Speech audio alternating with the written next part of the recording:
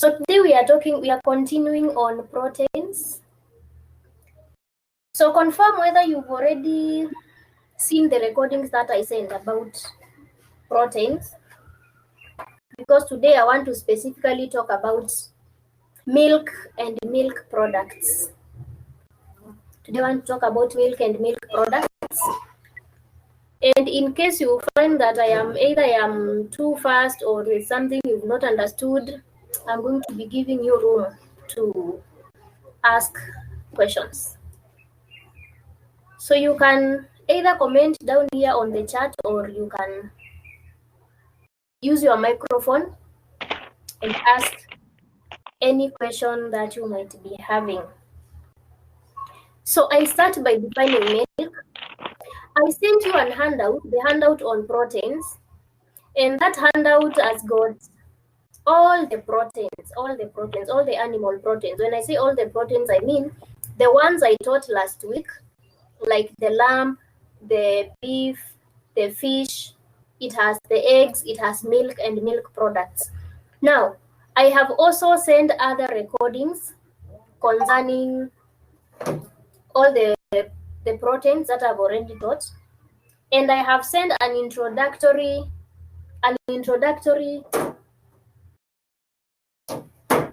record about milk. Have you seen it? Confirm whether you've seen the recordings about the introduction part of milk. Let me begin with Cheryl. Cheryl, have you seen the introductory part about milk? The recording about milk? Cheryl Adongo?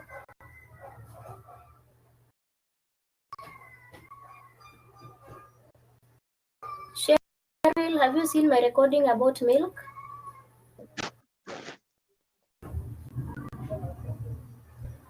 Adeline, have you seen my recording about milk?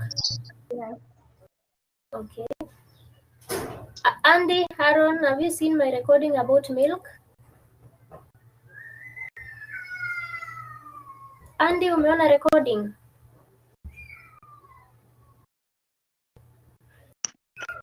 Sawa. Mohammed, Jerusha, Consolata, Fatma, comment down here whether you've seen the recording about the introduction part about milk, so that I don't repeat, so that I can just go straight to milk and milk products.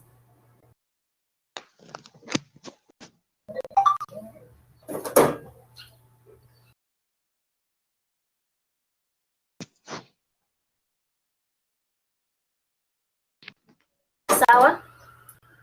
Consolata, you can speak. Tell me whether you've seen my notes on milk. Have you?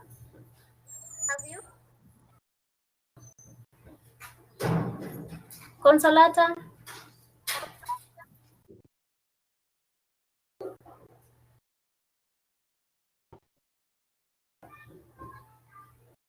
Okay.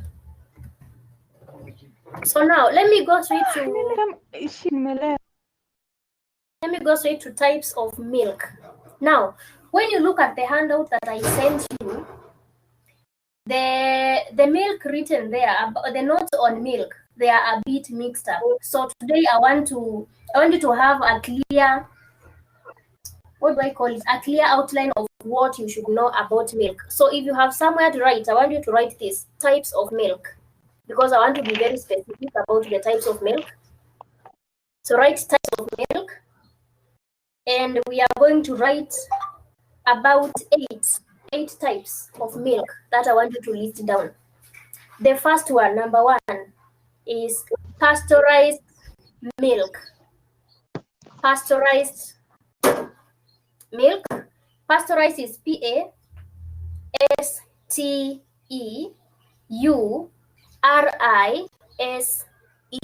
Pasteurized. Now, pasteurized milk, I want us to write something about it. This is milk heated to a temperature of 71.7 degrees. Milk heated to a temperature of 71.7 degrees for 15 seconds. Milk heated to a temperature of 71.7 degrees for 15 seconds to kill any pathogenic bacteria. To kill any pathogenic bacteria. And then to kill any pathogenic bacteria, and then rapidly cooled. Then rapidly cooled to a temperature below 10 degrees. And then rapidly cooled to a temperature below 10 degrees Celsius. That is what we call pasteurized milk. It is rapidly heated, first of all, to 71.7. Then it is cooled again very quickly, rapidly, to a temperature below 10 degrees. That is what we call pasteurized milk. Milk number 2, type number 2, homogenized milk. Homogenized milk, HOMOGENISED,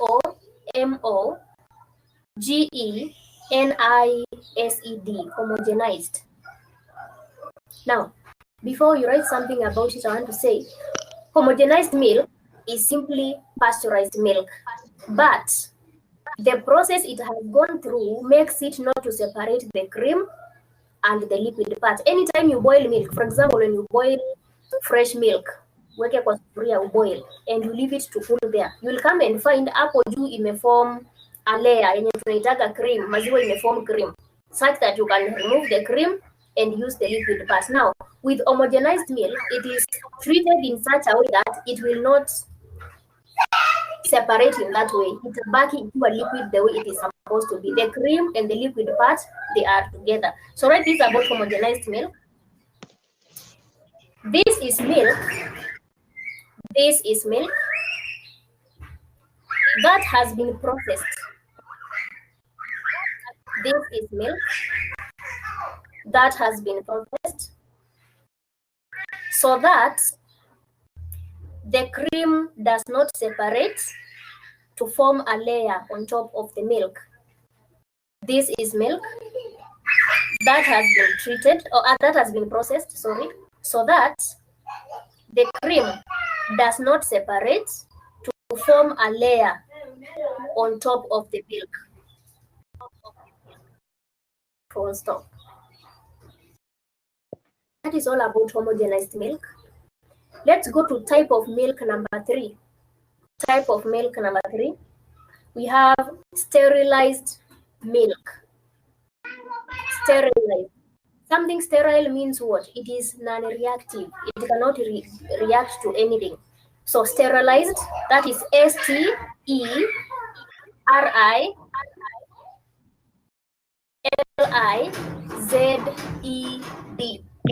Sterilized milk. And sterilized milk has another name. So write stroke, ultra heat treated. What we call UHT milk. Ultra heat treated. Ultra heat treated. It also has another name, long life milk. Long life milk, that is what we call long life milk. So sterilized milk is ultra heat treated and it is long life milk. Write this about it. This is homogenized milk. This is homogenized milk treated to a high temperature. This is homogenized milk treated to a high temperature for a very short period of time. For a very short period of time to produce a sterile product. A very short period of time to produce a sterile product that will keep for up to 6 months. That will keep for up to 6 months without refrigeration. That will keep for up to 6 months without refrigeration. So that means when milk is long life milk is the normal milk that we buy, which we call long life. It is homogenized and it is ultra heat treated, meaning it has undergone through a very high heat treatment for a short period of time. So it becomes sterile. Something sterile, I've said, is something non-reactive. No bacteria is inside that milk that has survived the high heat. So it can keep for up to 6 months without refrigerating it. But we say once you open it, then make sure you refrigerate for up to 3 to 4 days. That is all about the UHT. Milk number 4, skimmed milk. Skimmed milk. SKIMMED, skimmed milk. Skimmed milk. Now, when we talk of skimming, I take you back to main planning. When we talk about skimming in production, we mean removing the top layer. Removing the top layer. So when it comes to milk, again, it is the same case. Skimmed milk. It means this milk has been removed the top layer. Na top layer ni ile cream. You boiled your fresh milk. You come back, you find that it has cooled down, but it has separated into 2 parts. Hapo juu kuna cream, and below it there is the liquid part. So removing that cream is what we are calling skimming. So before you continue with the process of processing this milk, first of all, you remove the top layer. That is what we call skimming. So let's write this about skimmed milk. This is milk. This is milk that contains only a small percentage of fat. This is milk that contains only a small percentage of fat, but a high content of minerals and proteins. But a high content of minerals and proteins. Into brackets, it contains 0 to 1% fat. It contains 0 to 1% fat. So that is skimmed milk. Skim, we've already removed the top layer, so it does not have as much fat as the other normal milk. Type of milk number 5, buttermilk. Buttermilk. Butter, BUTTER, then milk. Buttermilk. Now, when we'll go to talk about types of milk products, we will find butter as one of the milk products. Now, in the process of making butter, we get buttermilk. So this is what we call buttermilk. This is a byproduct. It is a byproduct of butter making. This is a byproduct of butter making and contains much minerals. And contains much minerals and proteins. Much minerals and proteins that are contained in whole milk. It contains much proteins and minerals that are contained in whole milk. Now, some time back last semester, we made buttermilk in the kitchen. And how we made it, you can either use lemon, simply squeeze some lemon juice into fresh milk, into whole milk, the long life milk, and give it some time, like 10 minutes. You'll find that it has formed buttermilk. What is buttermilk? It means the milk is almost fermenting, and it is not having a very smooth consistency. It is almost like yogurt. But when we also start talking about yogurt, you'll find that there is another way also of making buttermilk.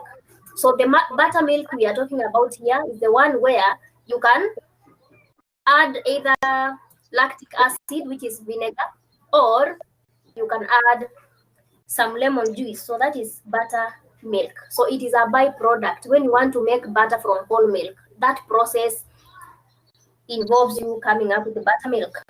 Number 6, type of milk number 6, condensed milk. Condensed milk, C-O-N-D-E-S-E-D, condensed milk. What is to condense? To condense is like to bring together, kufinya. Now, condensed milk means what? It is milk that you are trying to remove. When tukifinya kitu, we remove like the liquid content of it. So we are trying to remove some moisture from milk. So this is what we call condensed milk. This is milk in which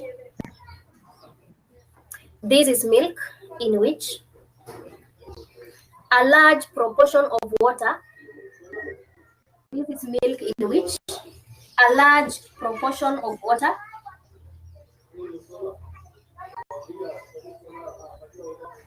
is removed. A large proportion of water is removed.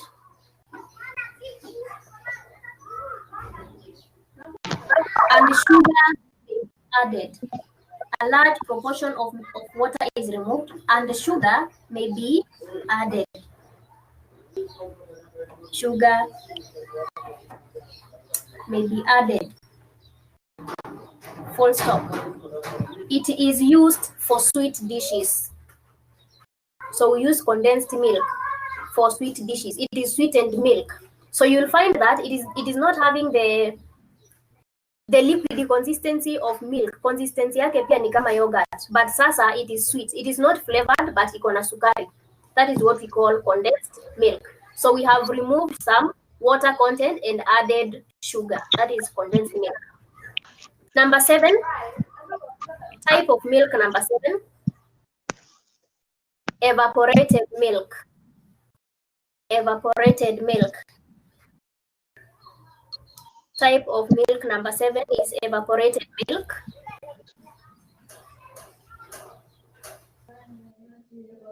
Now here we are evaporating. What is to evaporate? Is to boil something and you let it evaporate, or you let the liquid dry up. So evaporated milk is almost similar to condensed milk because in both of them we are removing the water content. Now let's write this about evaporated milk. This is similar.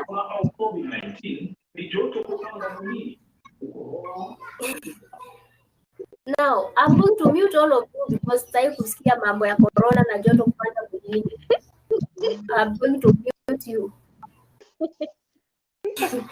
Now, evaporated milk. Personally, I've hidden.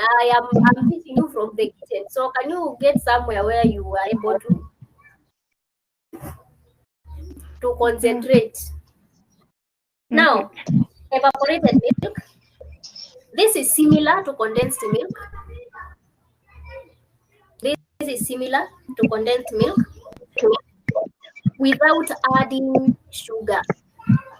It is similar to condensed milk without adding sugar, and it has a more water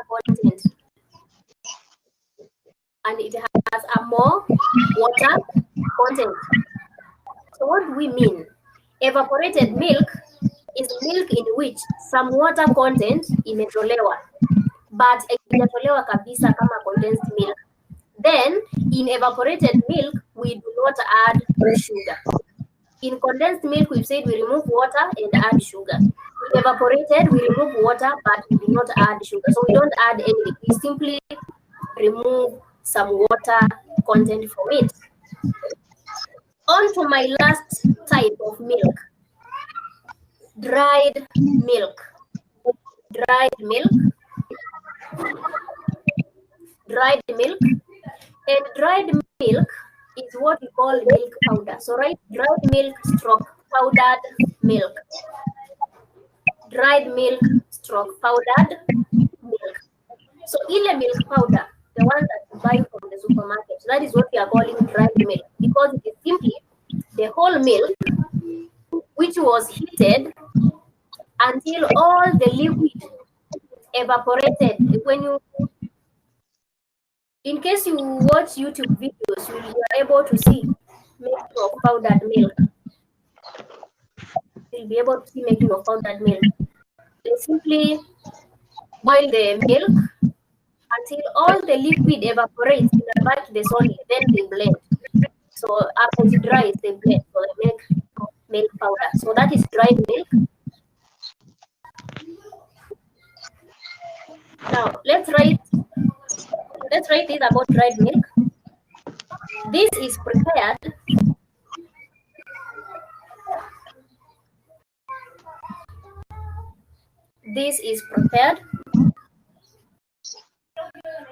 from skimmed milk. This is prepared from skimmed milk.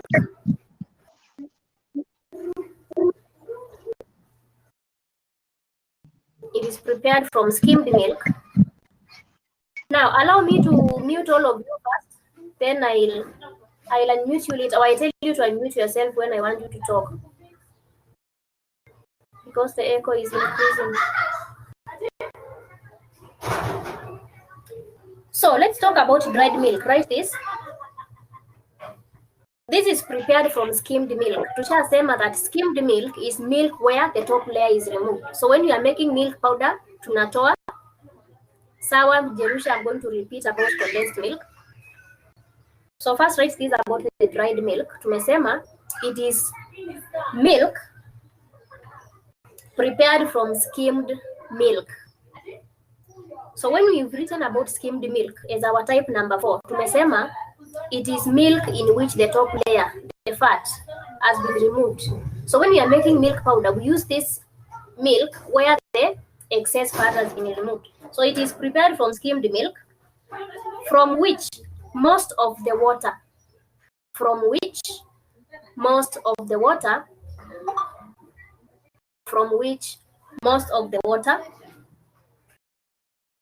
and fat content has been removed.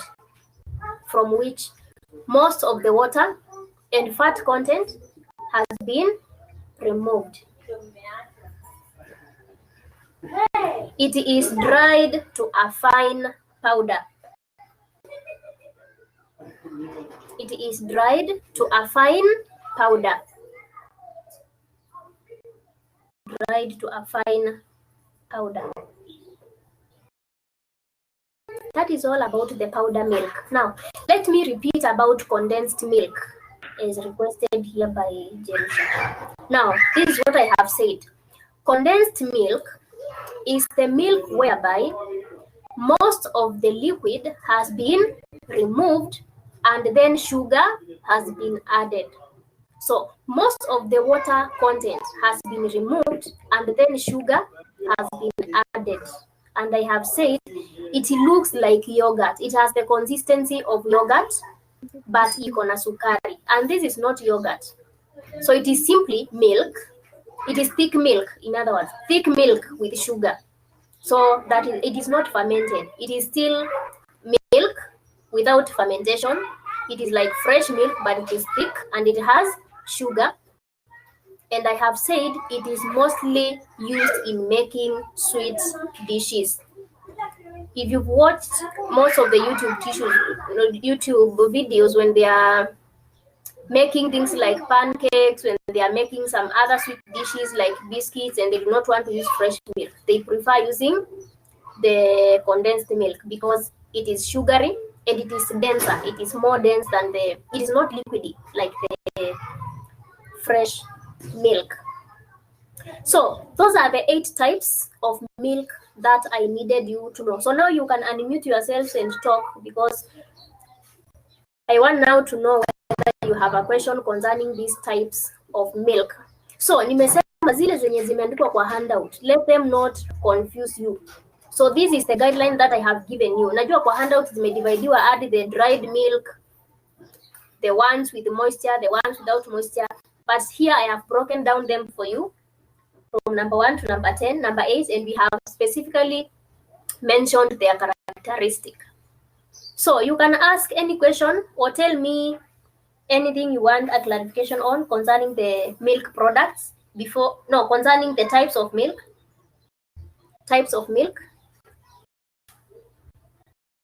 Tuongee. I don't want to keep speaking alone.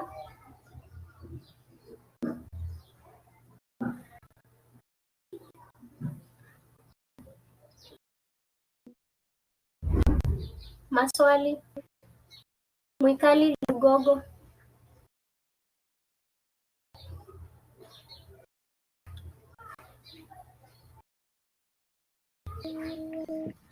Lillian, I've never known whether you are Mwikali. Now I know. Daisy, any question? Anne, questions?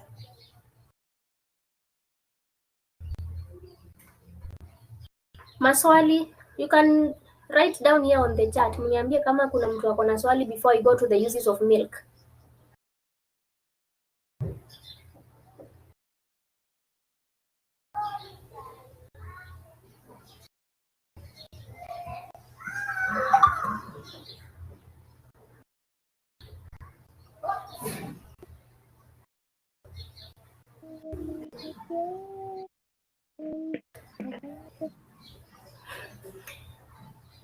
Mohamed, swali.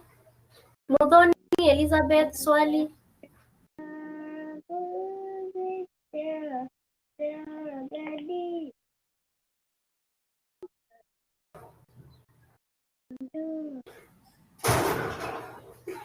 Okay, Daisy, the first 3 types of milk. Consequences of coming to class late. So the first one was pasteurized milk. Pasteurized milk.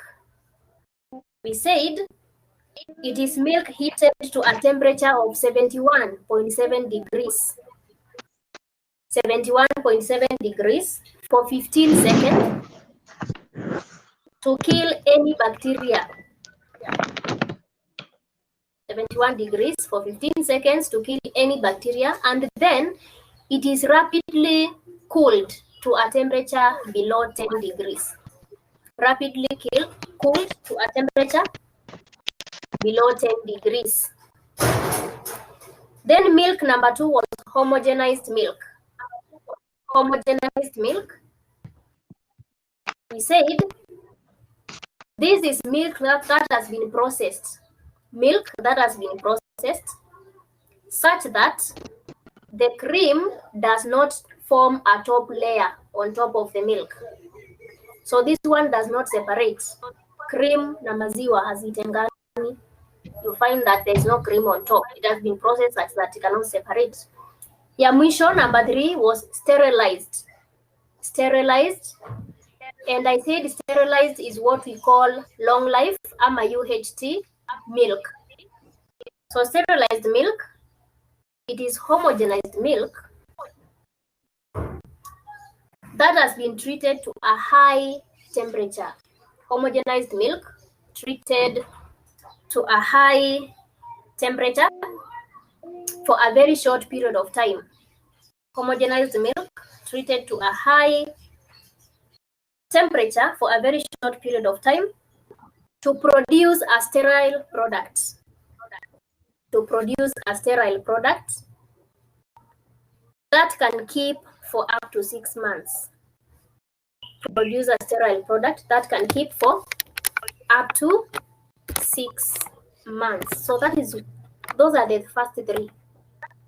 The first 3 types of milk: pasteurized milk, homogenized milk, and the long life milk, ama UHT milk. Now, allow me to go to the uses of milk. Uses of milk. I know you'll still find them in your handout, but I've said I'm simply giving you in point form, such that ukienda kwa handout unajua penye unasoma ama chenye unafaa kusoma. So, uses of milk. Number 1, used in soups. Milk is used in soups to improve the texture and flavor. Used in soups to improve the texture and flavor. Now, most of the cream soups in the kitchen, when we do not have cream, huwa tunaweka maziwa. So that milk still will serve the purpose of the cream. Remember, cream is a milk product. Number 2, it is used in beverages, both hot and cold. It is used in beverages, both hot and cold. Number 3, it is used in preparation of sauces. It is used in preparation of sauces. When we are making chocolate sauce, we are making custard sauce in the kitchen, we always use milk. So making sauces. Number 4, it is used in preparation of frying batters. Used in preparation of frying batters. What is a frying batter? A mixture like the pancake mixture. The pancake mixture, even sometimes we make fish fried in butter. That mixture that you make, which has milk, it has flour, it has salt, it has eggs. That particular mixture is what we call a frying batter. Number 5, it is used for glazing. Used for glazing. Glazing. Glazing. To glaze is to make something shine. To make something shine. So sometimes we egg wash. Vitu kama bread roll tuna egg wash. Kama kuna mayai we milk wash. So that milk wash is giving them a shine. That shine is what we call glaze. And I realized that glaze is a term that gives you problem when it comes to menu planning. So glaze is simply to make something shine. Anything that can make something shine can form a glaze. So it is not only glazed carrots that we can make. So even bread rolls can use glaze. Even most of the sauces that we reduce will form a glaze. Use number 6. It is used as a base for ice cream. It is used as a base for ice creams.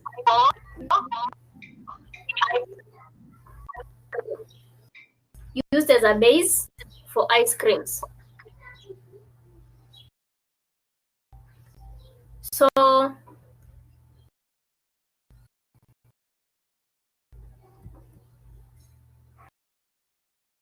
yeah, I have muted all of you because of the echo. Nitawa unmute baadaye. So milk is used as the base for ice cream. When we are making ice cream, the main ingredient is milk. Without milk, no ice cream.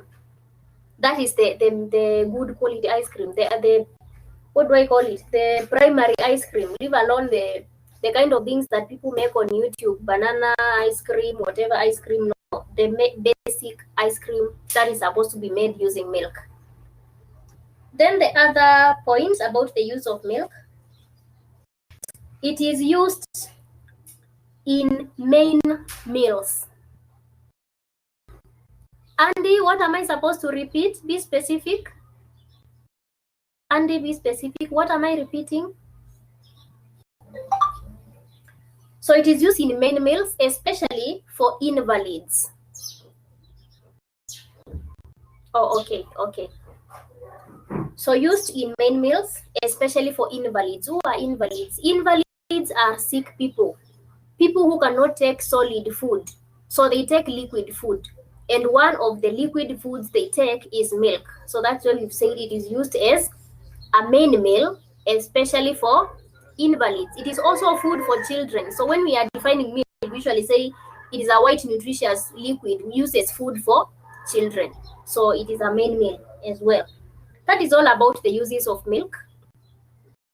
Any question concerning uses of milk, you can type for me using the chat kwa sababu nimewa mute. Now, let's look at the food value of milk. What does milk give us? You can get that question. To give the food value of milk or to discuss the food value of milk. So, this is the food value of milk. Milk is rich in 1, protein, 2, calcium, 3, iron. 4, fat. 5, vitamin A.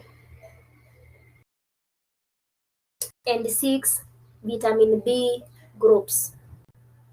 So that is the food value of milk. It gives us protein. Apart from it being a protein dish, it also gives us what? Calcium, iron, fat, water, vitamin A, and vitamin B. Yes, Daniel, our point number 1 tulisema it is used in soups to improve the texture and the flavor. That was the point number 1 about the use of milk. So yes, it can be used to flavor foods. Now, that is all that I wanted to say about milk and the types of milk and the uses of milk. Now, write somewhere this particular question. So in your own time, I want you to discuss the storage of milk. In your own time, I want you to discuss the storage of milk. Use the handout that I sent, utaona hapo storage of milk. You'll see it in different forms, whether it is fresh milk, whether it is long life. So you will discuss the storage of milk. Storage of milk. Now, I want you to differentiate between Ngoi Daniel.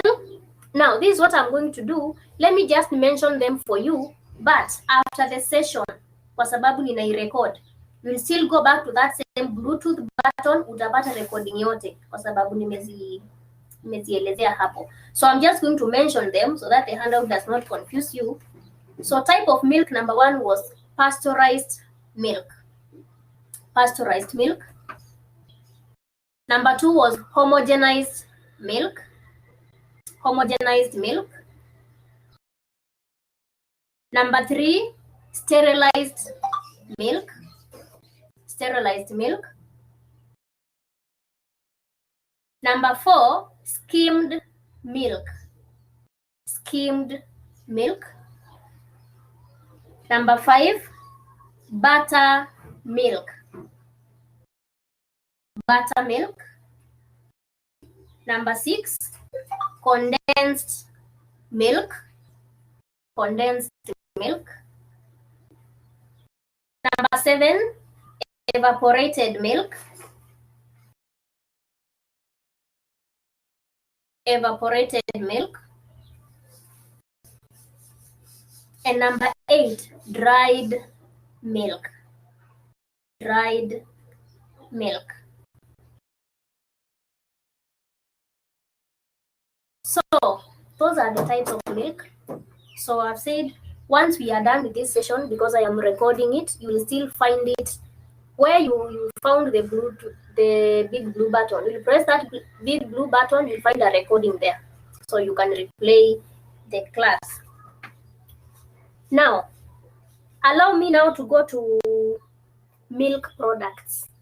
Milk products. And I was saying, I want you to differentiate between types of milk and milk products. So that's why I have said specifically, I want you to list them down, the types of milk, so that you do not write them as milk products, not knowing that that is simply a type of milk. So let's go to milk products. And again, we are also going to number them.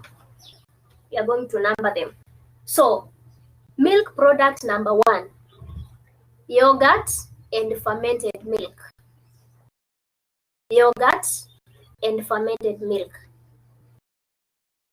Now we all know yogurt, and when we say fermented, the reason why it's written yogurt and fermented milk is because fermented milk is yogurt without a flavor, what we call natural yogurt. Natural yogurt is what we call fermented milk. Kila mtu anajua mala, that is fermented milk. So we are going to define what that is.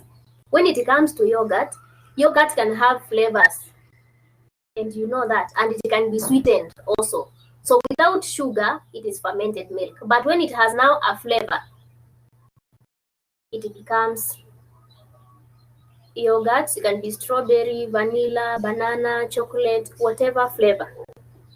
So let's define yogurt. Yogurt is made from homogenized milk.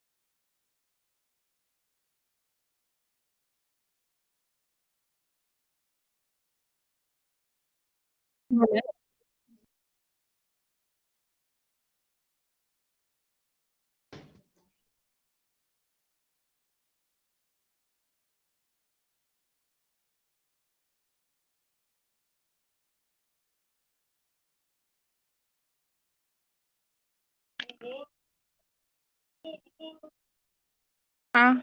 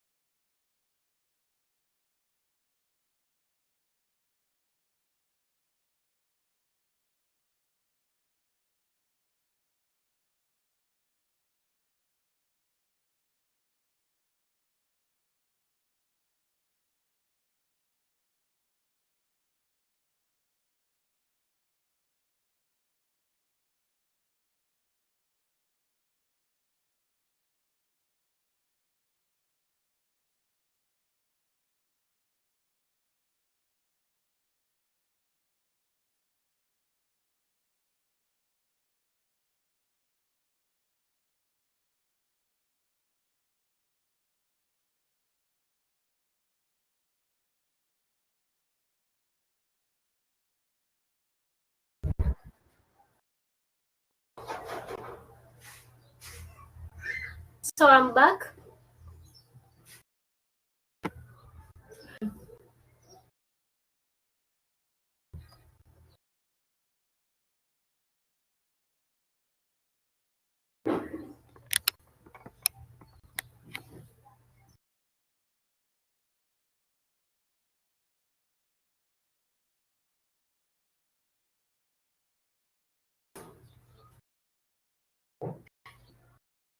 Okay. So what was I saying? I was talking about yogurt, right? Yes. Yeah, I was talking about yogurt.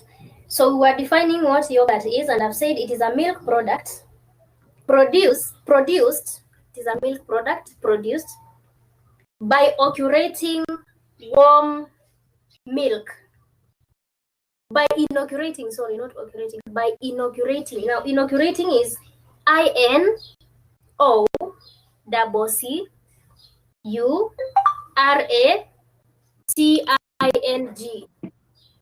By inaugurating. INOCCURATING.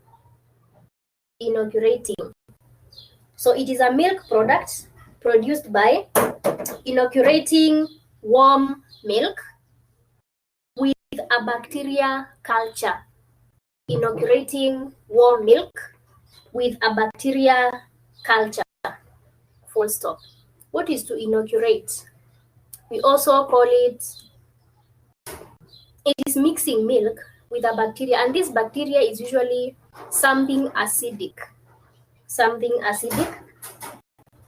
So by doing that, you make the milk to thicken, to somehow break down and thicken and lose its consistency. That is inaugurating. Now, it can be used. Now, these are the uses of yogurt and fermented milk. Can be used in preparation of salad dressings. Now, let me mention this here because someone wrote a menu for me and the dessert was yogurt and something else. Now, any place you see yogurt, know that that cannot be a sweet dish. Yogurt is fermented, so it is savory. And we use yogurt mostly, we slash it with mayonnaise. Kama tunataka kutengeneza coleslaw na tuna mayonnaise, we use yogurt. So yogurt is used in starters and not in desserts. So the uses: used as a salad dressing,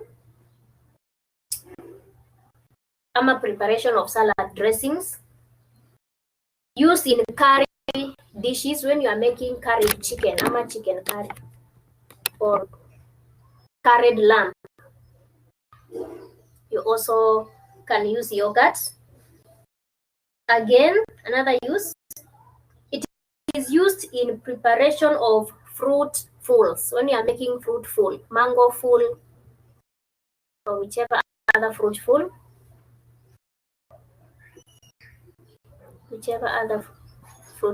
we use yogurt. And the last use, it is used in marination. When we are marinating our proteins, we can also use yogurt and fermented milk. The last statement about yogurt. Yogurt is available either flavored or plain. Yogurt is available either flavored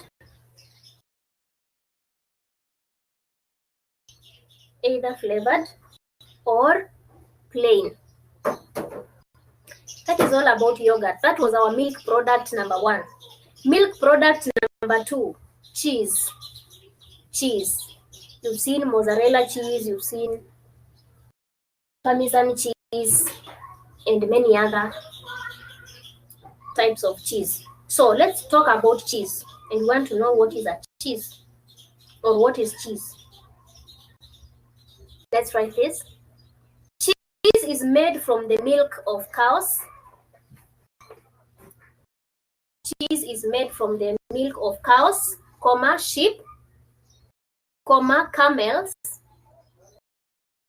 buffalo, etc. So we can get cheese from cows, sheep, camel, or buffalo, and other animals, even goat milk. Now, the type of cheese produced, the types of cheese produced vary.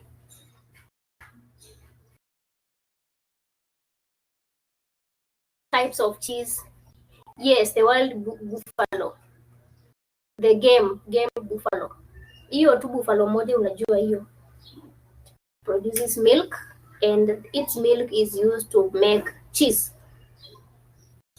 Now, the types of cheese produced vary in order. Order ni ile smell, the scent, ODOUR. They vary in order, size, texture, and flavor. Even in the kitchen, when we are using cheese, kama tuko na mozzarella cheese, you see it is different from parmesan cheese. Hata the smell iko tofauti, zingine ziko ngumu, zingine ziko soft.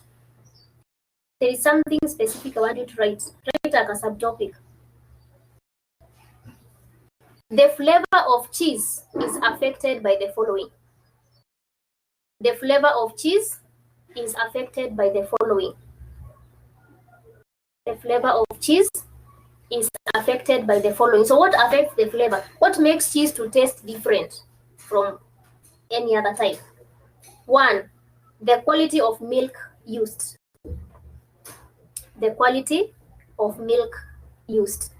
So use good quality milk, you produce good quality with a good texture and a good flavor cheese. And the vice versa is true. Number 2, moisture content in the cheese. Moisture content. How dry is it? Ile maziwa ulitumia ilikuwa imetolewa moisture ama haikuwa imetolewa moisture? Or was it skimmed or it was not skimmed? So the moisture content. Number 3, the percentage of salt used. The percentage of salt used. Last semester we talked about herbs, spices, and condiments. And under condiments, salt was one of the condiments. Now, when we were looking at the uses of salt, tukasema it is used in marination, it is used at the table, it is used to cook. We also said it is used as an ingredient in the process of making cheese. So the amount of salt in that cheese affects the flavor. That's why you'll find kuna cheese ziko more salty than others, na kuna zingine ziko plain hazina salt. So the percentage of salt also affects the flavor. Then number 4, the last point about what affects the flavor of cheese, the difference in manufacturing and ripening. The difference in manufacturing and ripening process. What is to ripen? Ripening cheese is giving it time to form that characteristic flavor. Iferment, ipatie time iferment, ama kuiweka bacteria iferment, ama kuiweka some acid iferment. That is what we call ripening cheese. So kuna ripe cheese and unripe cheese. Cheese ni kama pombe. It's like it has a process, lazima iferment. You know what I mean? Now, those are the 4 points that will affect the flavor of cheese. The next important thing I want to talk about is the process of cheese making. The cheese making process, right? The process of making cheese. I want to take you through from step number 1 to step number 8. How do we get cheese from milk? Tuko na maziwa na tunataka cheese. How do we make that cheese? How do we get that cheese? Now, make sure you remain in the live because ya leo haikatiki haraka, inaenda mpaka 2, but haimaanishi no, inaenda mpaka 1. But then let me see, remember we mark the register using the live, so usitoke kwa live usipate nilikuwekea absent and you were present and the system said that you left. So the process of making cheese. Number 1, clotting. Clotting. CLOTTING. Clotting the milk. Clotting the milk. What is to clot? What is a clot? When you talk about clots ni zile something was liquid but something has happened to it such that sasa ina form, unajua blood clots, ina form lumps. So badala ya maziwa ikuwe smooth vile maziwa inakuaga ukimwaga maziwa hivi, inakuwa na clots, ina form parts ama lumps of milk. And how do we form those lumps of milk? For milk to katika na iform hizo lumps, it means there is something you've added to it. Either hiyo maziwa imeharibika, when you see milk clotting, either imeharibika or you are the person who has added something acidic in it. For example, umeweka vinegar ama umeweka lemon. So that is the first step, clotting of milk. Let's write about it.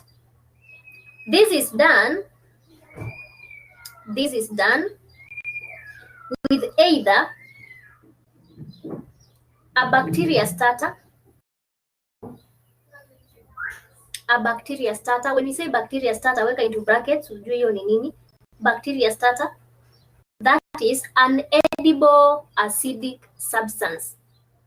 An edible acidic substance, e.g. vinegar or lemon juice. Clotting the milk, it is done with either a bacteria starter, which is edible acidic substance, e.g. vinegar or lemon juice, or using rennet. Rennet is RENNET, rennet enzyme. That is an enzyme used to make milk clot, kufanya maziwa ikatike katike. So we can either use a bacteria starter or we can use an enzyme known as rennet, RENNET. That is the first stage. Number 2, cutting the curd. Cutting the curd. Curd is CURD. Cutting the curd. Hyphen. What is curd, first of all? Curd is also known as rind, and rind is the outer covering. How does ama skin? For example, tumesema the milk will clot. We make it clot. Tukifanya i clot, hizo clots zitakuwa na ile outer covering yenye ita harden with the time. So ikishakuwa ngumu tunaitoa. So that is what we are calling cutting the curd. So hyphen. This involves the removal of any curd. It involves the removal of any curd. I've said curd is CURD. Removal of any curd. And cutting it into pieces. Cutting it into pieces. So unatoa the rind na unakatakata. Step number 3, heating. Unaweka kwa moto. Heating.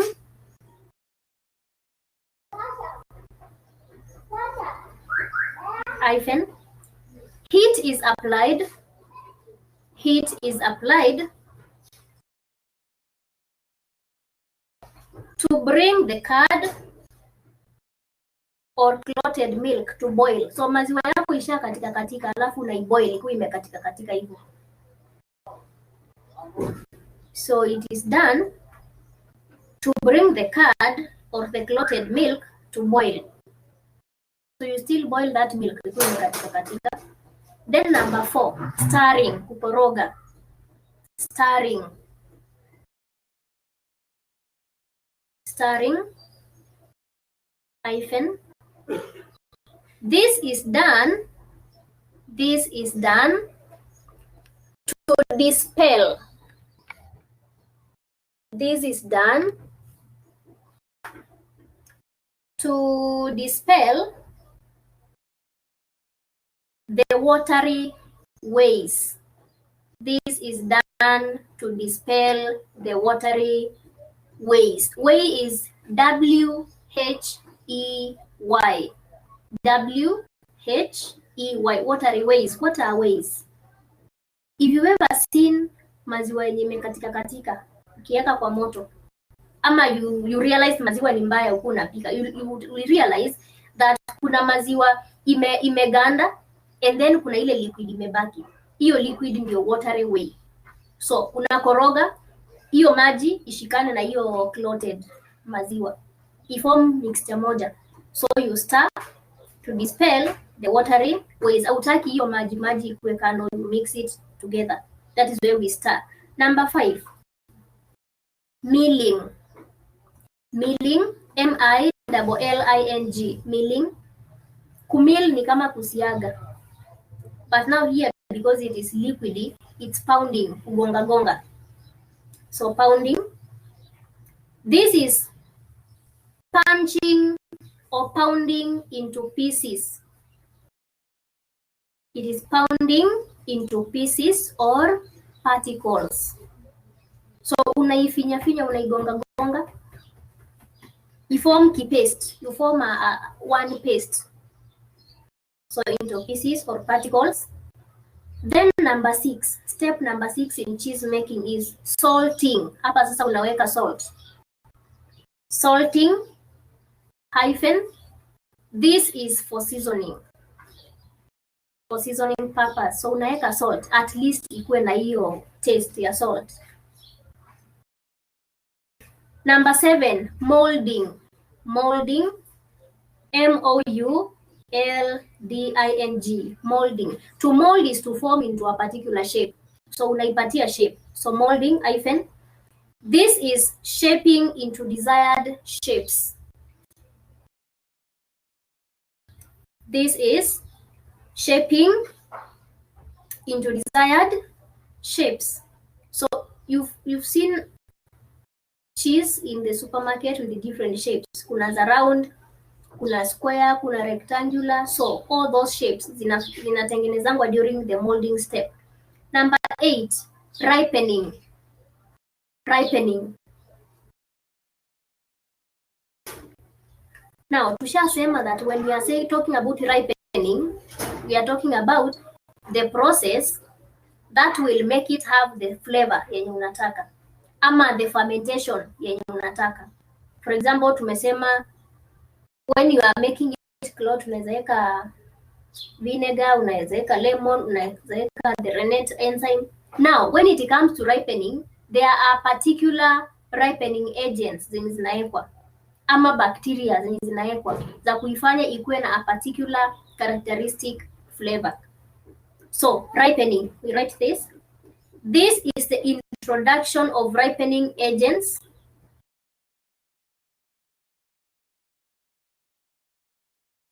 This is the introduction of ripening agents which give the cheese a characteristic flavor and smell. Which give the cheese a characteristic flavor and smell. So that is what we call, Daniel, if I give you the permission, yes, but the system is the one which is marking. So the system will mark you. It will only mark for the time that you were in. So that is about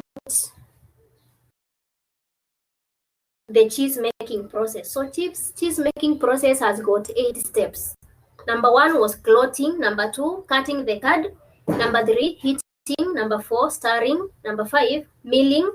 6, salting, molding, and then ripening. So those are the 8 stages of cheese making. Next, I want to talk about classification of cheese. Classification of cheese. And I'm going to talk about 5 classifications of cheese. 5 classifications of cheese. And cheese number 1, the first classification, ama type. Tunaziita classification of cheese ama types of cheese. So classification number 1 is hard cheese. Ile cheese ngumu yenye hata kitchen huwa tuna grate na grater na I crumble, we just grate it vile tuna grate carrot. That is hard cheese. Now, hyphen, write something small about it. This is pressed to squeeze out as much of the whey as possible. This is pressed to squeeze out as much of the whey as possible. Tumesema whey ni ile maji inakuja huko kando kando time una boil hiyo maziwa. And remember, because it is clotted, maziwa ina form lumps, alafu kuna some watery parts zenye zinabaki, that is whey. So kama unatengeneza hard cheese, hizo whey when you are stirring, instead of kuzistir zirudi kwa maziwa, unazi strain, unazitoa. So press to squeeze out as much whey as possible. Another thing we need to know about hard cheese, it requires a long period of ripening. It requires a long period of ripening for it to develop a full flavor. For it to develop a full flavor. And the last point about hard cheese, it is ideal for grating. So hii unaweza grate. It is ideal for grating and difficult to cut. Hata kuikata ni shida, it is too hard. So ideal for grating and difficult to cut. Number 2, another classification of cheese, ama another type of cheese, semi-hard cheese. Semi-hard cheese. And in case you have any question, usiache kutype hapo kwa chat. Type hapo on the chat. I'm going to give you time to comment before we end the lesson. So semi-hard cheese. This is pressed sufficiently to produce a firm, smooth texture. It is pressed sufficiently to produce a firm, smooth texture that is easy to cut. So semi-hard cheese is easy to cut. Si kama hard cheese yenye tumesema it is difficult to cut. The ripening period is shorter than that of hard cheese. The ripening period is shorter than that of the hard cheese. Then we go to type number 3, soft cheese.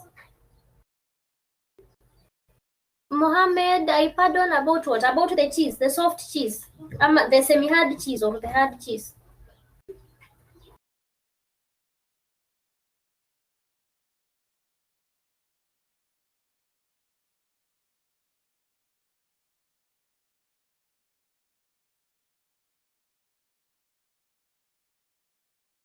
Cheese. Okay, semi-hard cheese. Kimutai, sawa sawa. I'll slow down. And the way today I feel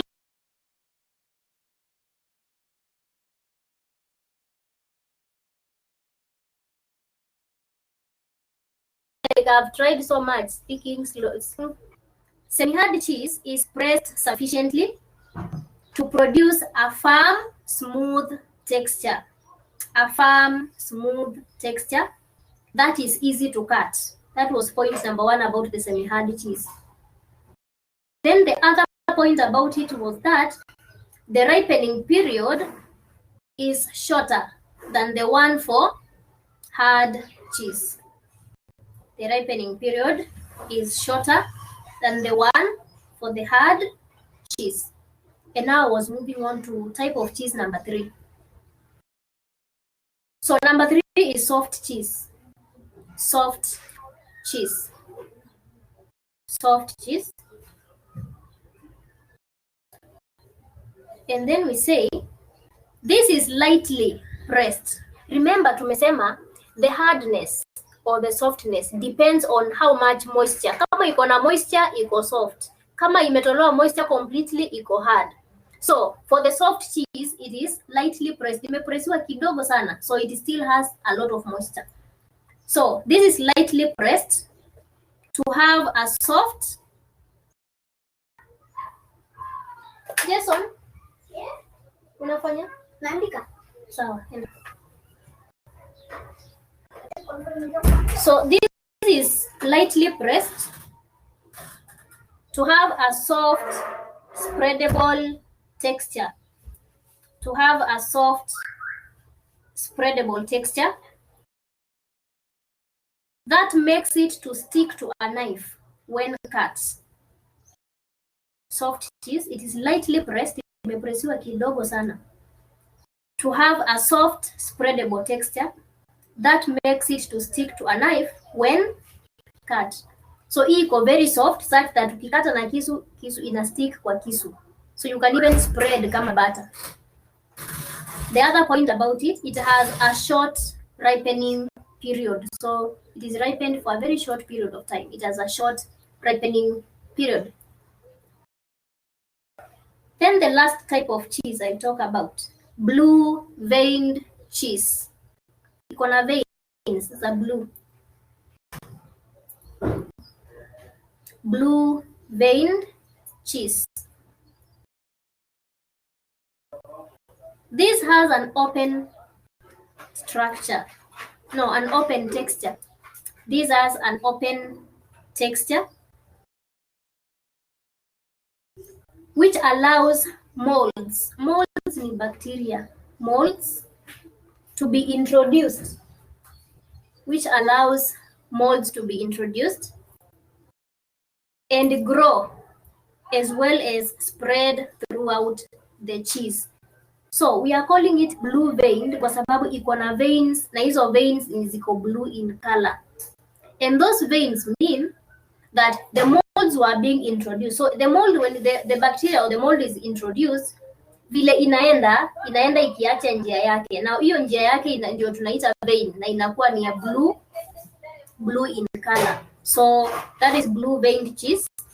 It has an open texture which allows molds to be introduced and grow as well as spread throughout the cheese.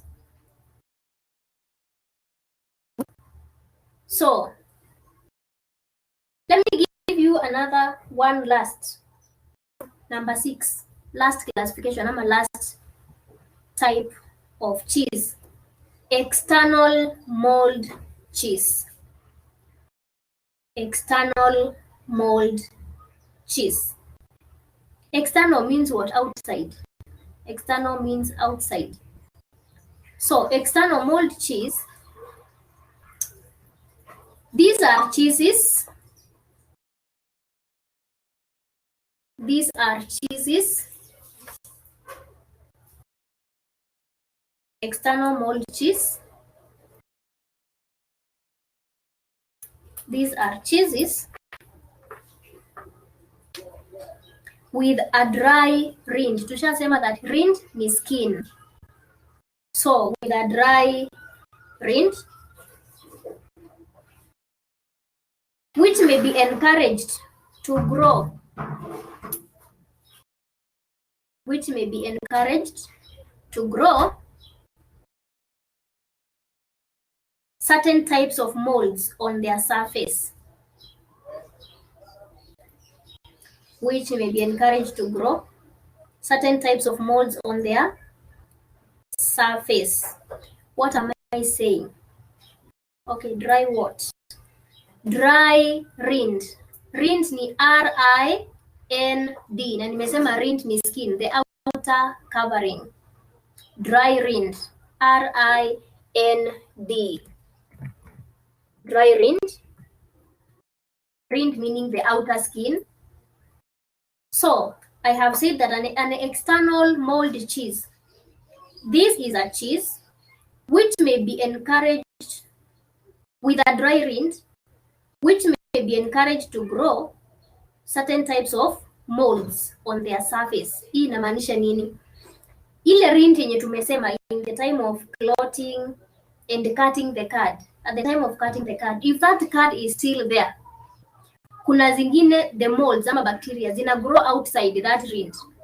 So zikigrow on the rind, on the outer surface, ndizo tunaita external mold cheese, kwa sababu they are not on the inside, zimemea nje. So we call them external mold cheese. So that is all about the types of cheese or the classification of cheese: hard cheese, soft cheese, semi-hard, blue vein, and the external. Remember tumesema the first 5 types mpaka kwa blue vein, are they 5 or 4? 1, 2, 3, 4. The first 4, they depend on the amount of moisture. Kama iko na moisture mingi, it is soft. If all the moisture has been removed, it is hard. Kama moisture imetolewa na si yote, it is semi-hard. Now write down your revision question about cheese. Discuss the purchasing and storage points for cheese. Discuss the purchasing and storage points for cheese. In other words, what will you check when purchasing cheese and how will you store cheese? Then I take you through the uses of cheese. I repeat the question first. You discuss the purchasing and storage points for cheese. Now, let's list down the uses of cheese. There are not many. Uses of cheese. 1, used as sandwich fillings. Wakati tunatengeneza a sandwich, you top up with cheese. So cheese is used as a sandwich filling. Number 2, used in salads.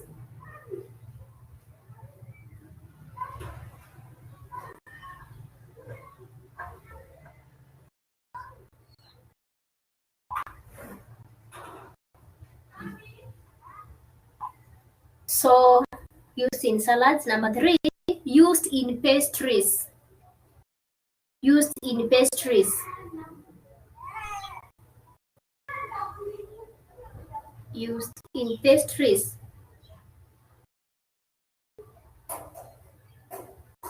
Number 4, used in sauces. There are sauces that you require cheese. Number 5, used as a topping for pizzas. You've seen pizzas, zote ziko na cheese. That cheese is what holds together the toppings of the cheese, so the pizza. So used as a topping for pizzas. Number 6, used as a garnish for soups. Used as a garnish for soups.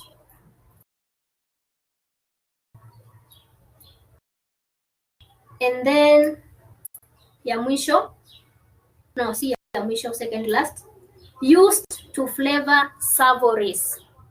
Used to flavor savories. Savories are items that are not sweet, they are salty. Used to flavor savories. Savories is a topic, a whole topic on its own for production. We'll still find it. SAVOURIES, to flavor savories. Ya mwisho, taken as a course. Taken as a course. Kuna course ya cheese. Course. When we talk about 3-course menu, kuna course ya cheese yenye haiko pale kwa 3-course menu. When we will start doing, ukienda module 2, food and beverage service, usome the classical menu sequence, utaona kuna cheese somewhere in that classical menu sequence. So those are the uses of cheese. This is the end of number 2. Now, before I go to number 3, let's ask questions about yogurt and cheese. So kama uko na maswali ya cheese na yogurt yenye tumediscuss, please write them down. We discuss them. Remember, those are only 2 milk products. 1 ilikuwa yogurt and fermented milk. 2 imekuwa cheese. So those are only 2 milk products. only 2 milk products. So tuulize maswali za hizo mbili kabla nimalize na kuna zingine mbili zimebaki. Kuna butter na kuna cream. Butter is so short, cream ndio at least iko na content. What is it? Sawa. Dawa moja pekee yake.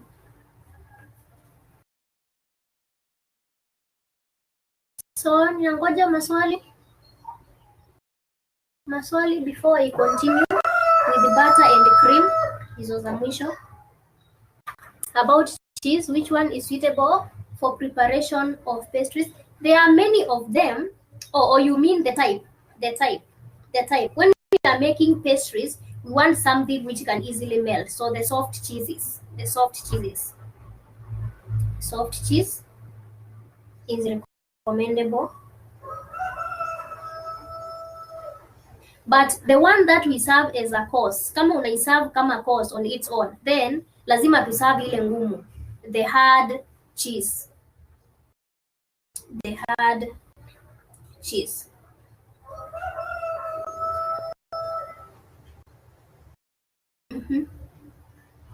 Maswali za cheese na yogurt. And then there is also something that I want you to do. I want you to confirm from the handout, not now, at your own time, confirm from the handout whether I have given you. Yes, we can use savory, we can use soft cheese can be used everywhere apart from when we are serving it as a course on its own. Now, I want you to confirm from the handout that I sent you whether you will find the examples. Kama utapata nimekuwekea hapo examples, kama ni mozzarella cheese, kama ni parmesan cheese, kama ni whichever cheese. So in your own time, find out whether you have those examples. If you do not have them, unaweza respond through pale kwa WhatsApp group, niambie hapo hizo examples haziko. So are we done with the questions? Can we proceed with the... No, someone is typing. With the other types of milk products.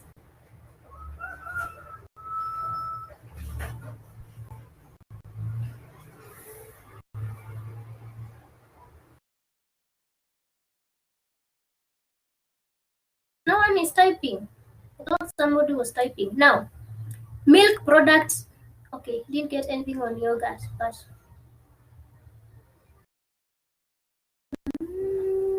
Solomon. In yogurt, as a type of milk, or as a milk product, we said we can use it in fruitfuls, as a marinade, in curry dishes, in salad dressings. So even in an eggless cake, I will tell you, yes, but not the professional cake that we make in the kitchen.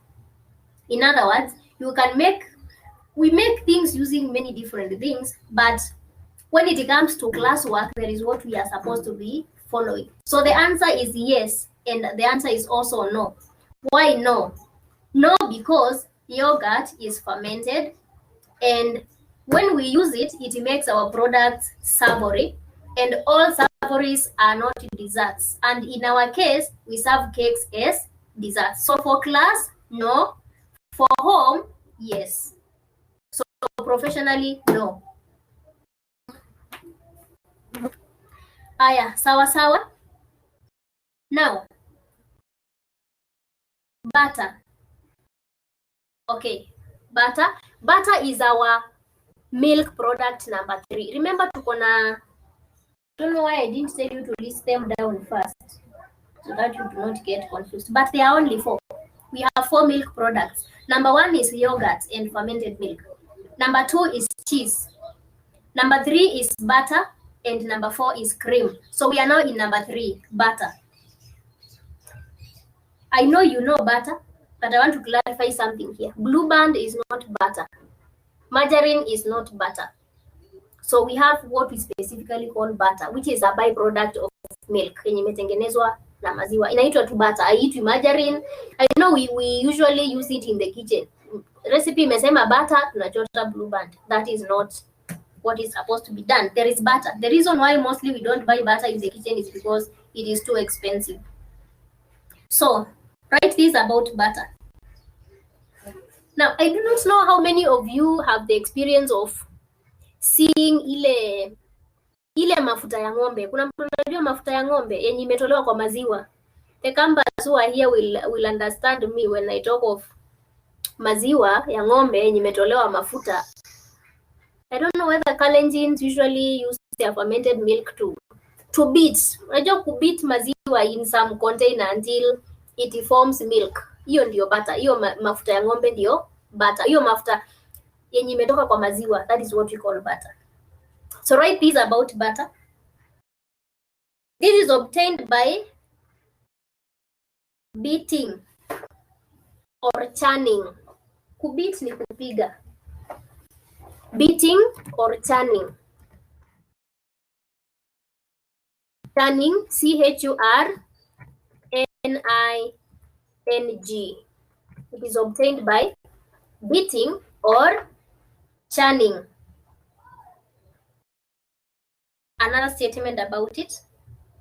The flavor, now, the flavor of butter. Butter, you will realize that butter is not plain in flavor. Iko na some fermentation kwa sababu inatoleangwa kwa fermented milk. So, if you want that ka flavor, itabidi uache maziwa yako kwanza iferment. Ndio hiyo butter pia ikuwe na the flavor. So, the flavor can be altered. Kualter ni kuchange, kubadilisha. The flavor can be altered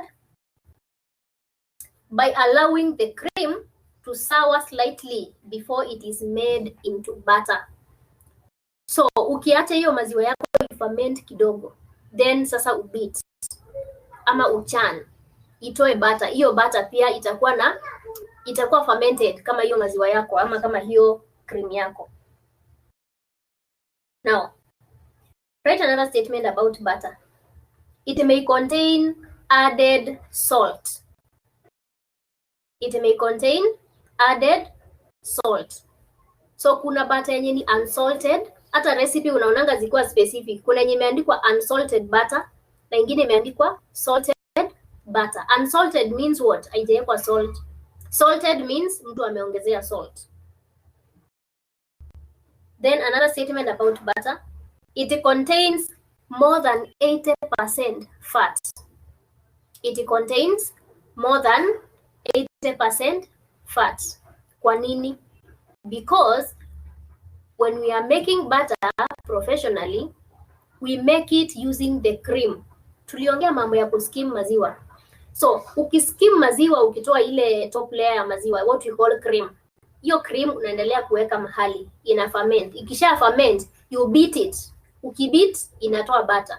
So, it is 80% fat because it is the top layer of milk. It is milk cream, basically. Hiyo ndio mafuta yenye ilikuwa kwa maziwa. Another statement. It has many uses, including, so simply write the uses of butter. Uses of butter. Uses of butter. Use number 1. Used in soups. Used in soups. And in the kitchen mostly, our recipes ask for butter. They don't ask for cooking oil. They don't ask for margarine. They mostly ask for butter. So pale penyua we fry onions, we fry the vegetables or whatever we are frying, ndio tuweke the liquid, we form soup, inaitishanga butter. So that's why we are saying making soups. Another one, used in finishing vegetables. Finishing vegetables. Kama uko na buttered carrots, uko na buttered spinach, buttered kales, buttered cabbage, inaitisha hiyo butter, not blue band ama margarine. Another one, used in decorating hot dishes.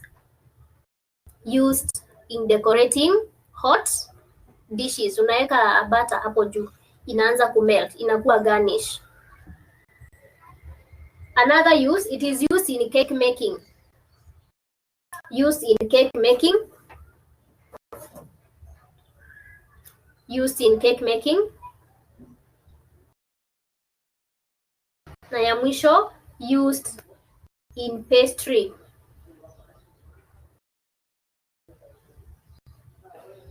Used in pastry work ama making pastries. Tukisema pastries, you understand kuna short pastry, puff pastry, but we have an entire topic yenye inaitwa pastries. So tutaisoma pia. So it is used in pastries. Now, write something else still about butter. The last bit I want you to write about butter. Write, butter is clarified to form ghee. Butter is clarified to form ghee. Ghee is simply liquid butter. To clarify ni to make clear. So it is heated at very high temperature mpaka inakuwa liquid. Ikishakuwa liquid, hiyo mafuta liquid inaitwa ghee. I think I sent you terms za menu planning zenye ziko na ghee. Anytime you see ghee, I want you to note that ghee is mostly used in Indian dishes. Ghee is mostly used in Indian dishes. So Wahindi mara nyingi sana wanatumia ghee, the clarified butter. And ghee means what? It is used to make what? Things like Indian style rice inatumia ghee. So most hot foods za Indian cuisine zinatumia ghee, and ghee is simply clarified butter. So I have said butter is clarified to form ghee. Nimesema ku clarify ni ku make clear.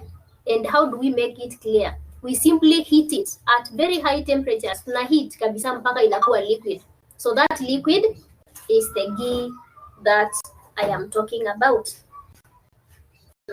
So there is no much about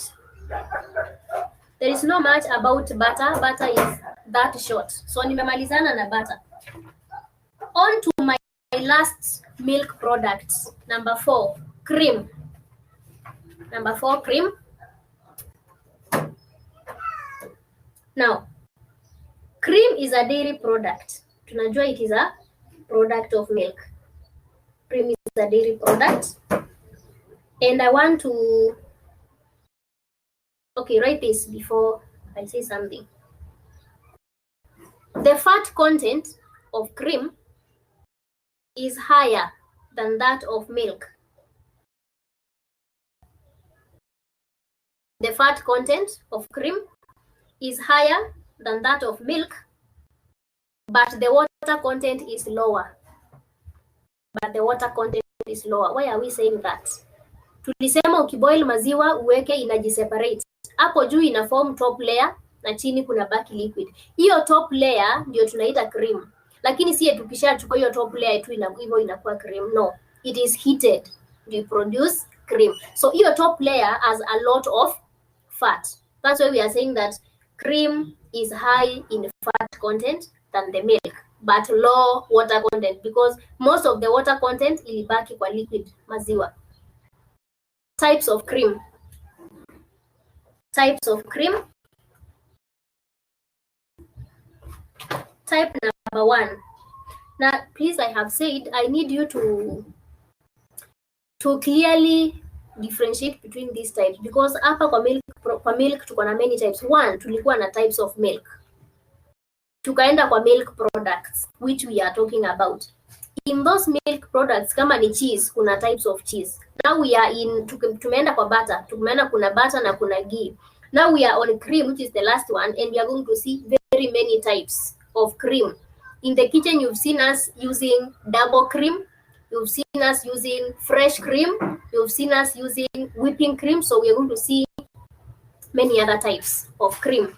So I know you have the notes, but I said the reason why I'm breaking this down for you is so that those notes do not confuse you. So write them. Number 1, half cream. Half meaning nusu. Half cream. You'll end up finding that the differences between these types of cream is simply the fat content, the percentage of fat in them. So half cream, hyphen. This is homogenized.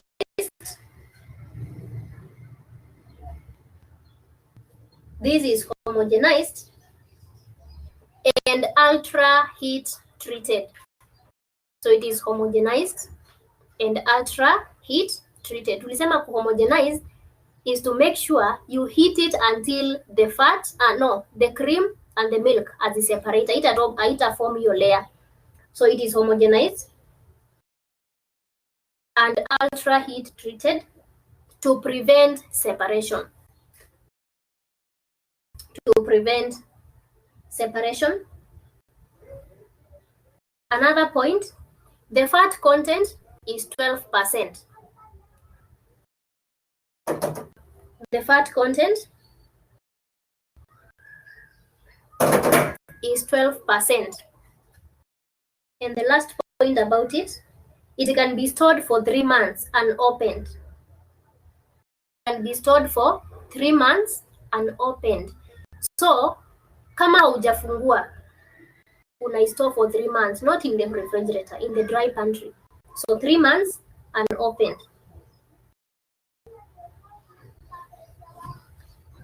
Then, type of cream number 2, single cream. Remember the first one was half, nusu. Now it is single.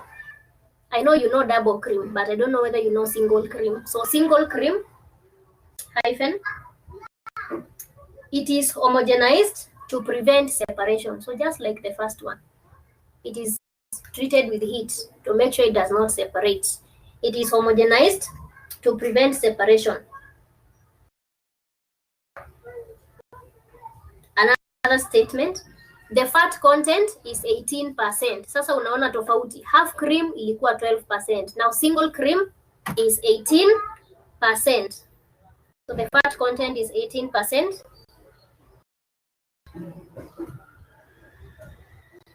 The other point, it stays for 2 to 3 days under refrigeration. Now this one must be refrigerated for only 2 to 3 days. So it stays for 2 to 3 days under refrigeration.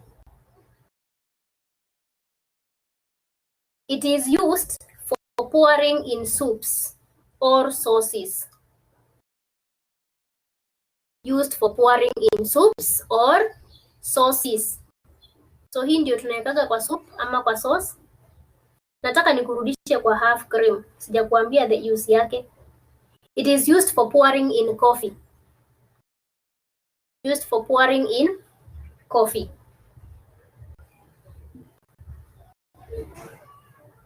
Jason, what are you doing? I want to tell you. Literally, the sharing you. Thank you. Thank you very much. So, fat content is 18%. That is single cream. Let's go to number 3. The type of cream number 3, soured cream. Sour. The cream is sour. Yes, it can be used, Solomon.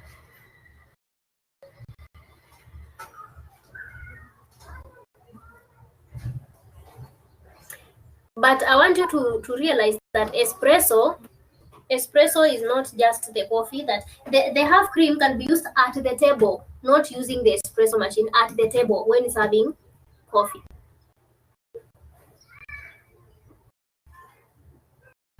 Now, soured cream, our cream number 3, SOURED. Soured cream. This is pasteurized and homogenized.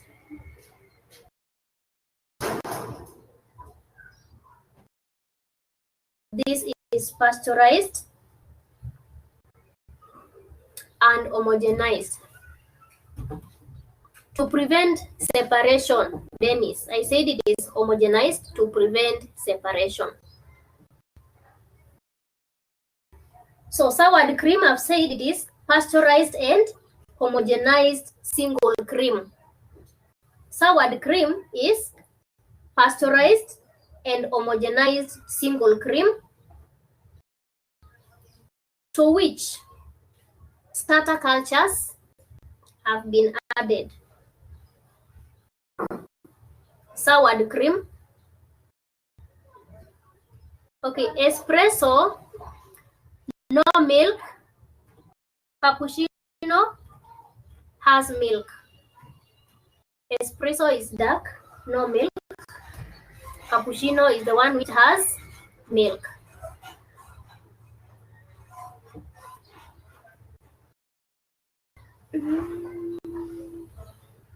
In soured cream, I've said it is pasteurized and homogenized single cream in which starter cultures have been used. What are starter cultures? Tumeshasema pale nyuma, a starter culture is an acidic item, edible acidic item, kama lemon juice ama vinegar. It is edible but it is acidic. So when you take single cream, uiweke hiyo starter culture, it gives you soured cream. In other words, hiyo cream inakuwa sour, ina ferment. Soured cream is simply fermented cream. So that is soured cream. The fat content is 18%. So fat content yake ni similar na single cream because it is simply that single cream yenye sasa iko fermented. So fat content 18%.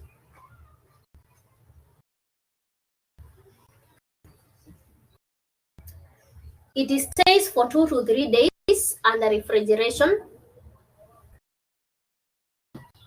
Stays for 2 to 3 days under refrigeration.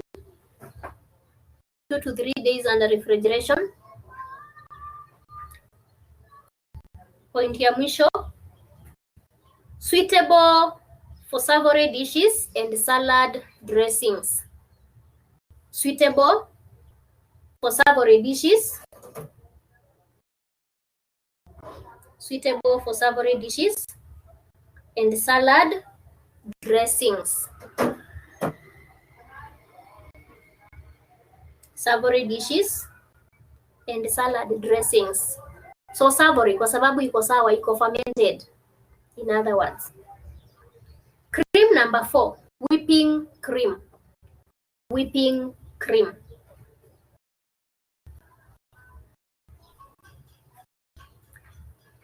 This is not usually homogenized or ultra heat treated. It is not homogenized or ultra heat treated. Not homogenized or ultra heat treated. Another point, fat content is 35%. So hii iko na mafuta mingi. Fat content is 35%. Fat content 35%. The other point, it stays for 2 to 3 days under refrigeration. Stays for 2 to 3 days under refrigeration. Stays for 2 to 3 days under refrigeration. Can be frozen for 2 months. Can be frozen for 2 months. It is ideal for piping onto cakes. Ideal for piping onto cakes and other desserts. Whipping cream, tunaijua sisi wote whipping cream, the one that we use in the kitchen to decorate cakes and any other desserts, or even to garnish the fruitfuls and such kind of things. Cream number 5, double cream. Double cream.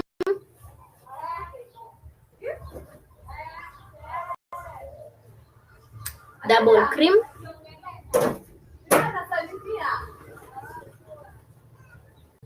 This is homogenized double cream. It is homogenized, pasteurized,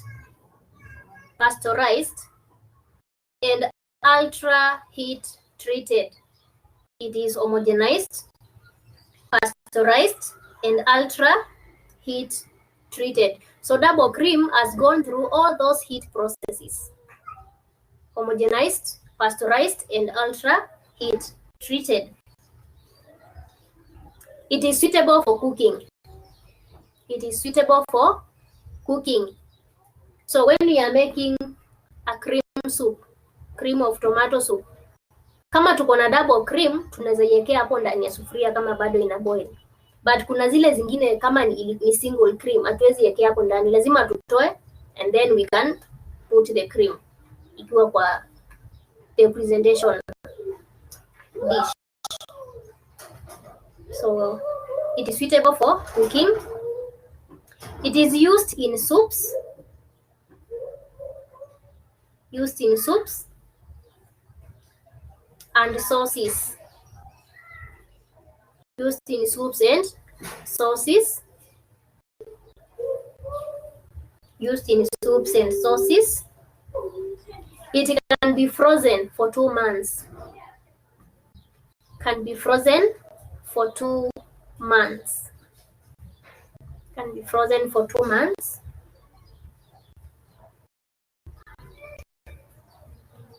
It keeps for 2 to 3 days. Keeps for 2 to 3 days refrigerated. So kuna difference ya kufreeze na kurefrigerate. So if it is frozen and unopened, haijafunguliwa bado 2 months. Ukishafungua, you refrigerate for only 2 to 3 days. Fat content is 48%. So the fat content is also higher. The fat content is 48%.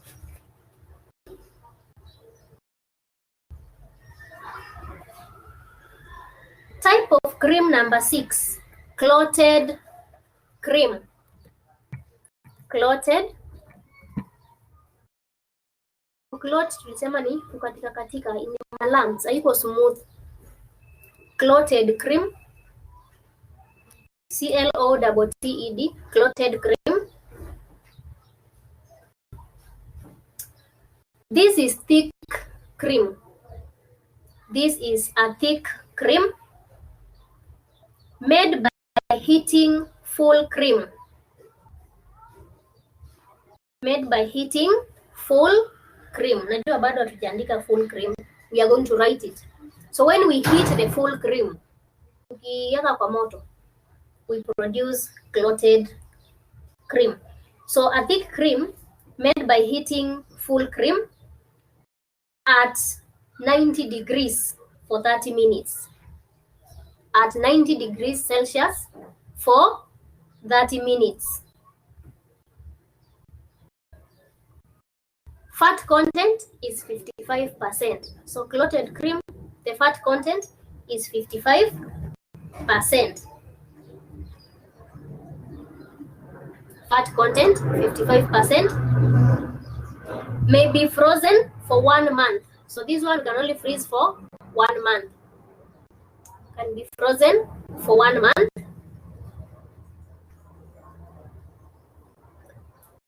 Can be refrigerated for 4 to 6 days.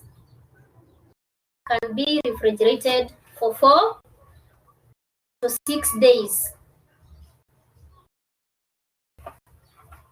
Not recommended for cooking. So this one cannot be used in cooking. Not recommended for cooking.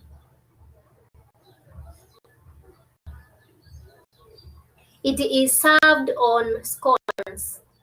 Scones. Kila mtu anajua scone. Scones are tea items which are not supposed to be in your menu. So kwa menu zenu sahi hamwezi kuwa na scones zenye ni tea items. Scones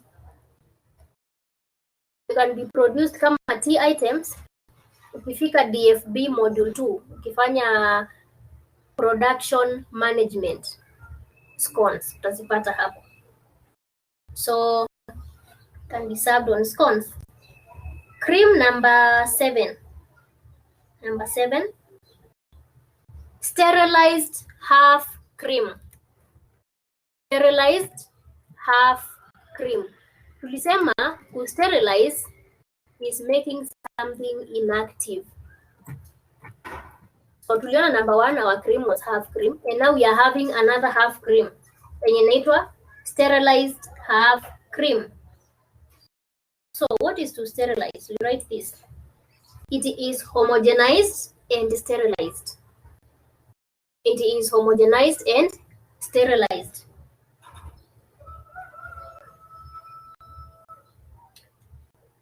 Homogenized and sterilized. Remember, when you sterilize something, you make it inactive for a long period of time.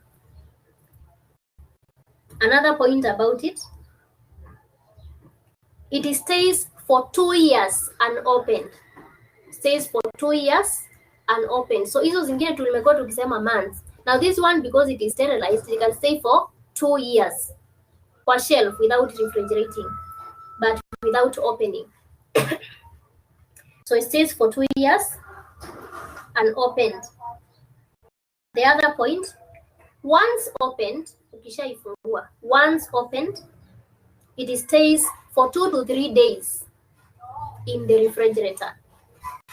Once opened, it stays for 2 to 3 days in the refrigerator.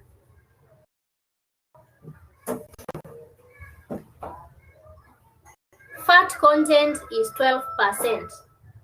So inafanana na ile ya half cream, only that this one is now sterilized. So the only difference is that it stays for 2 years. Na ile ingine, we said it stays for 3 months. So fat content is 12%. It is a pouring cream. Pour. What is to pour? Kumwaga. So you can put it in a sauce, you can put it in a soup, you can put it in coffee, but you don't cook. So it's a pouring cream. Type of cream number 8. Type of cream number 8 is sterilized full cream. Sterilized full cream.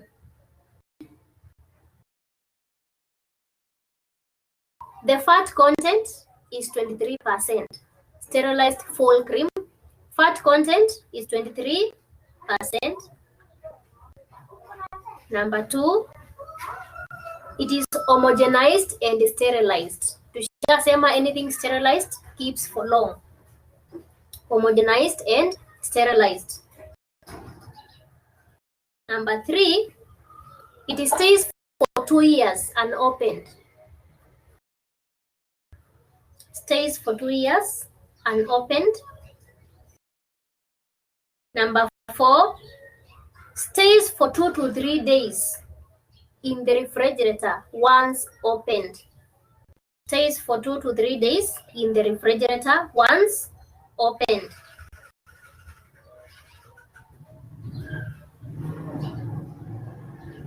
The last cream, full cream, number 9. Full cream is the last type of cream. Full cream. And it is going to be similar with the sterilized full cream. Only that now this one is not sterilized. So point number 1 on full cream. Fat content is 23%. Fat content is 23%. Another point, it is homogenized. It is homogenized and ultra heat treated. It is homogenized and ultra heat treated, meaning it has been treated to a very high heat. It can stay for up to 3 months unopened. It can stay for up to 3 months unopened. So kama ijafunguliwa inakaa 3 months. It stays for 2 to 3 days once opened. Stays for 2 to 3 days once opened. Full stop. Those are my types of cream that I'm supposed to give you. Now write down your revision question and your research question on cream. Discuss, there are 2 of them.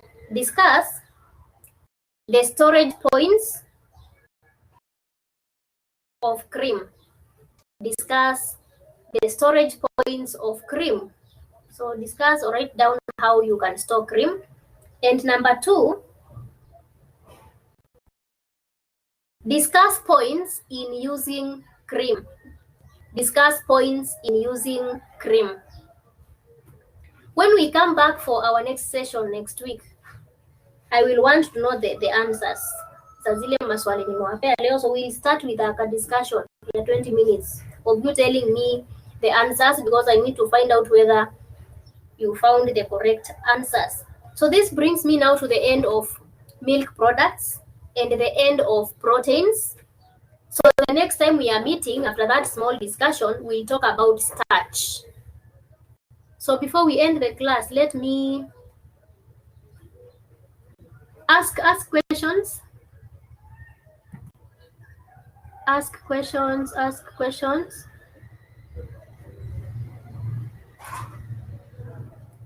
Ask questions. Nimewa unmute. Nime turn off the meeting mute. So kila mtu anaweza unmute mic yake aongee.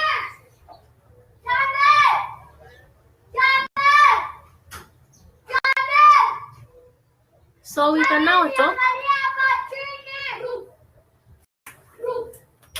You can now talk, ask questions, or type the question.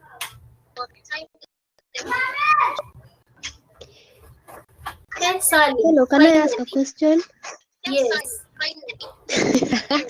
What's the meaning of homogenized?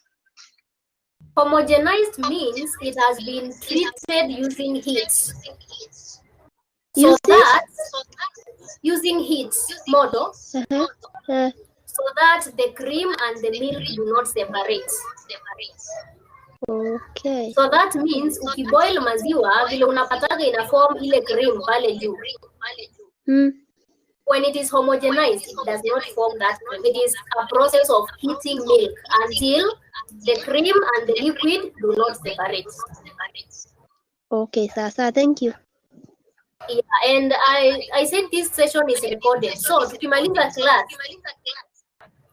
you go back to that blue button, click, utaona what you missed. Huko ndo nilidefine what is homogenized, pasteurized, ultra-rich, treated, hizo zote.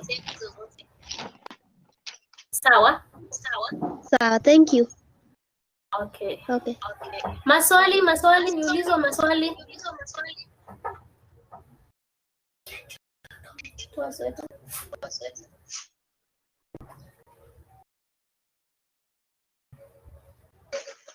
Questions? Ziko, ama ni end session?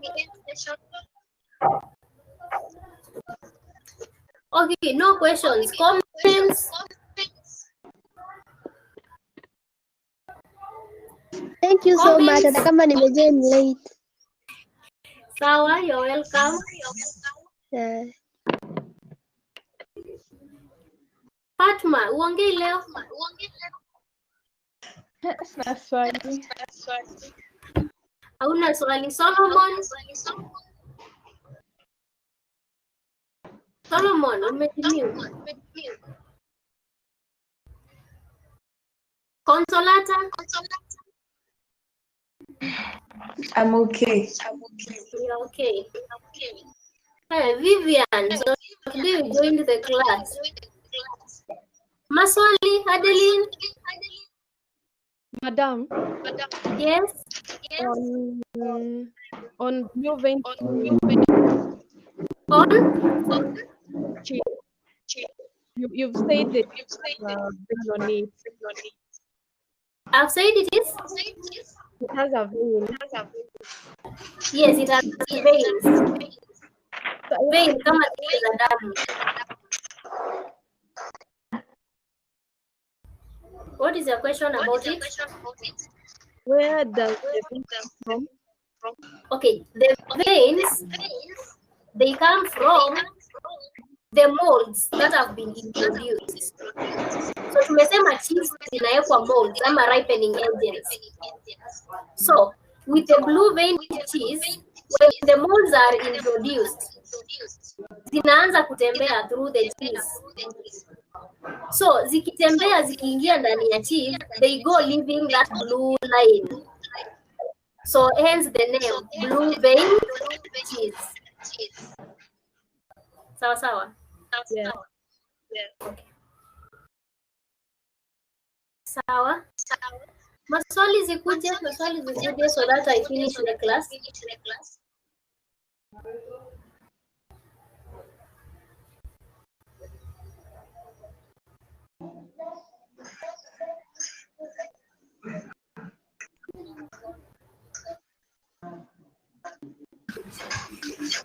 Okay, madam. Yes. About the butter nilisikia ukisema ati it's wrong using blueband and margarine kwa pastry. Nisema it is used in Ulisema butter inatumika kwa inafaa itumike kwa pastry. So nilikuwa niulize wakati tunatumia blueband ama margarine, is there any wrong mali tunakosea? Maybe the product yenye ilikuwa itoke haikui sawa ama? Yes. Okay, the product itatokea, but the difference will be in the quality. So the quality, when you use butter, the quality will be better. The same product, but the quality now will be better because that butter is the appropriate recommended ingredient. So imaanishi tukitumia blueband cake itatokea ama itaharibika. No, it will still be cake, it will be okay, but now the quality is not the quality of butter.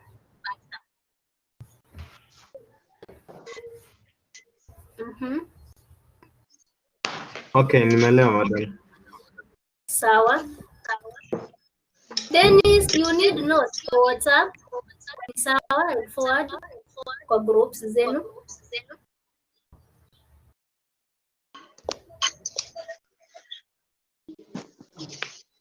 Vivian, those creams that I've said they are not cooked.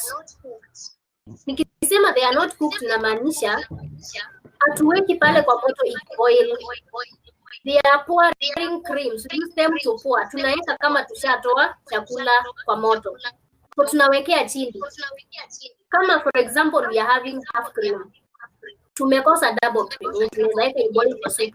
Kama tuko na half cream ama single cream, tutaweka pale kwa the soup plate. Tutaweka kwa soup plate. That's where you pour the cream, because how that cream is made, it means ukiweka pale kwa moto itakatika, it will float inside the product and it will not now be used as the enriching or the flavorful item that you are supposed to produce. So when nimesema hazipikwi, zinawekewa kwa sahani ama kwa kikombe so that we do not heat them anymore.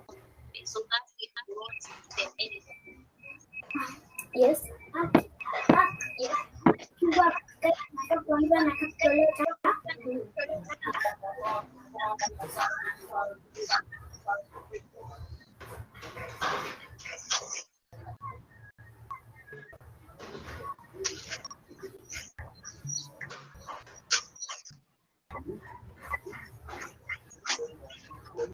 Yeah, it's okay. If people are not asking questions, the mute isikize tu mwenye anauliza swali.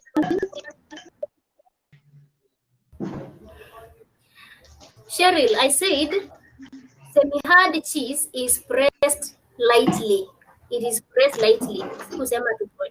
It is pressed lightly to produce that soft consistency, which is spreadable. A spreadable consistency. Spreadable means unaweza spread kama butter, kama blue. So it is pressed lightly. Imetolewa moisture kidogo.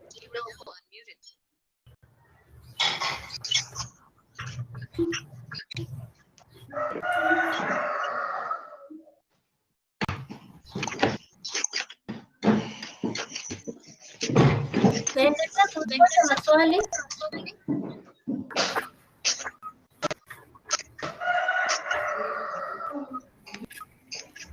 Okay.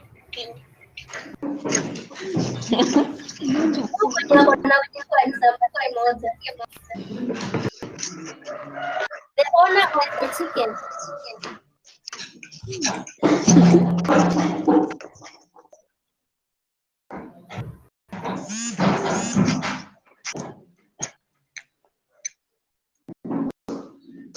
Yes, points to consider when buying in cream. Imepeana kama assignment. Imesema tumia the handout that I sent, get questions or get answers, research your answers. When we come back next week, we are going to begin by discussing that. We will tell you the answer, then you kuambia kama ni za kweli before we go to search.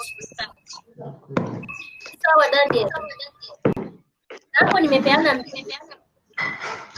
assessing points na pia using points when using.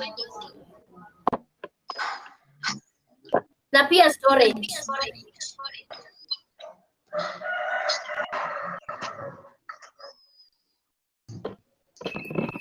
Same to cheese. Kwa cheese pia nimepeana swali. Given a question on that. Ivan. Which question? Any other question? Any other question or I end the session? Madam, So thank you for joining question the then. class. Nimepeana Kwa cheese. swali ya kwa cheese. Ah,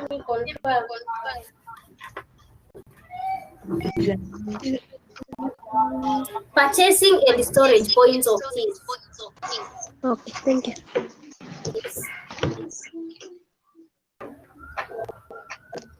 Kuna swali lingine?